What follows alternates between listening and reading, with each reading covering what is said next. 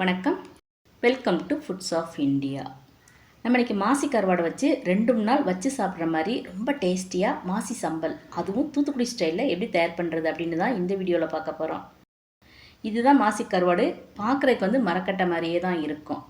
வழக்கமாக கருவாடு அப்படின்னாவே மீனை சுத்தப்படுத்தி அதிகமாக உப்பு சேர்த்து பதப்படுத்தி பயன்படுத்துறது. ஆனால் இந்த மாசி கருவாடு அப்படிங்கிறது சூற மீனை வந்து மிதமான உப்பு போட்டு வேக வச்சு அதுக்கப்புறம் பதப்படுத்தி உபயோகிக்கிறது. அதனால் இந்த கருவாடில் வந்து மற்ற கருவாடு மாதிரி உப்பெல்லாம் அதிகமாக இருக்காது. அதே மாதிரி இது வேக வச்சதுனால இதை அப்படியே கூட நம்ம பயன்படுத்தலாம்.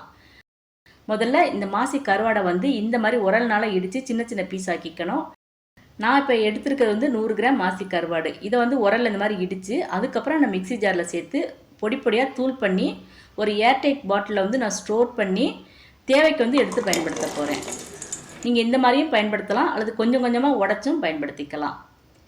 இந்த மாசி கருவாடை மற்ற கருவாடு மாதிரியே கருவாட்டு தொக்கு, அப்புறம் கருவாட்டு குழம்பு, அப்புறம் முட்டையோட சேர்த்து முட்டை பொரியல், அப்புறம் மற்ற காய்களோடு சேர்த்து இந்த மாதிரிலாம் பயன்படுத்தலாம்.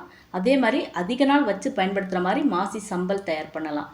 ஆனால் நம்ம இன்றைக்கி வந்து 2 நாள் வச்சு பயன்படுத்துகிற மாதிரி இன்ஸ்டன்ட் மாசி சம்பல் தான் பார்க்க போகிறோம்.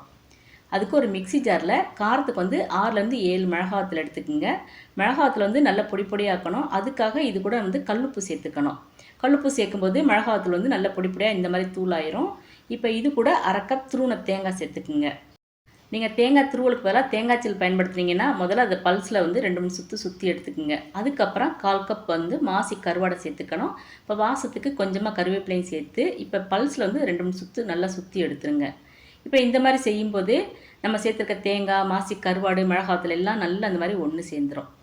இப்போ கரண்டினால நல்லா இந்த மாதிரி கலந்து விட்டுறணும். அதுக்கப்புறம் நம்ம வந்து பொடி பொடியாக நறுக்கின சின்ன வெங்காயம் அல்லது பெரிய வெங்காயம் எதை வேணாலும் சேர்த்துக்கலாம். நான் சின்ன வெங்காயம் வந்து ஒரு 5 சின்ன வெங்காயம் சேர்த்துருக்கேன்.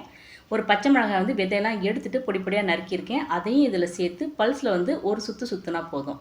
அவ்வளோதான். அதிகம் சுற்றிட்டோம்னா வெங்காயம் வந்து ரொம்ப மசிஞ்சிரும். அந்த மாதிரி மசியக்கூடாது. வெங்காயம் வந்து நம்ம வாயில் கடிப்படணும். அதனால இந்த மாதிரி சுற்றி எடுத்துக்கணும். இந்த மாசி சம்பளம் வந்து இந்த மாதிரி மிக்சியில் தயார் பண்ணாமல் உரலில் இடித்து சேர்த்தோம்னா ரொம்ப டேஸ்ட்டாக இருக்கும். ஆனால் எங்கிட்ட வந்து சின்ன உரல் தான் இருக்குது. அதனால் ஒன்றொன்னா இடிக்க முடியாது. உங்ககிட்ட பெரிய உரல் இருந்துச்சுன்னா ஒன்றொன்னா இந்த மாதிரி உரலில் இடித்து நீங்கள் சேர்த்திங்கன்னா அந்த மாசி சம்பல் செம்ம டேஸ்ட்டாக இருக்கும். இப்போ இதை வந்து ஒரு மிக்சிங் பவுலில் சேர்த்ததுக்கப்புறம் 1/2 மூடி எலுமிச்சம்பழத்தை இந்த மாதிரி பிழிஞ்சு இதை நல்லா இந்த மாதிரி கலந்து விட்டுருங்க. அவ்வளோதாங்க. சூப்பரான டேஸ்ட்டில் நம்மளோட இன்ஸ்டன்ட் மாசி சம்பல் ரெடி ஆயிடுச்சு.